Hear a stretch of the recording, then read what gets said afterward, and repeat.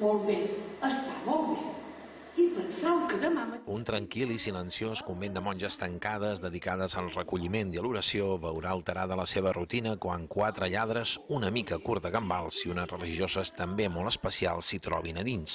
Només un inspector espavilat d'ull obert i orella dreta en podrà treure un pam de net. És l'argument de Cases Monges, la comèdia còmica original de Xac Fortesa amb què la nova companyia Tocàs pel Teatre es presenta aquest divendres davant el públic menorquí al Teatre de Calós de Ciutadella. Tenim bastant de problemes en aquest món, per tant, que la gent, quan se'n vagi d'aquí, que surti amb un somriure, mos conformem. Gairebé tots els actors i actrius de la nova companyia han rebut directament el mestratge del dramaturg José Alberto Serra i de la seva dona, Magdalena Gunyalons, ja retirats, que han estat durant molt d'anys els autèntics animadors de la companyia José Delfín Serra, una de les formacions teatrals de referència de l'illa. Volen continuar amb la mateixa idea de que nosaltres fèiem la Delfín Serra.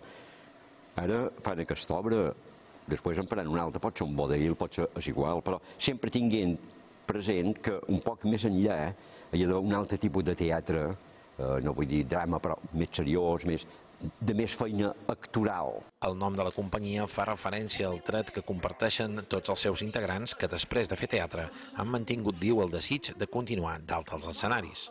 El Teatre de Calós acollirà encara 2 representacions més de la coneguda comèdia escrita per Xac Fortesa, dissabte a les 9 del vespre i diumenge a les 7:30.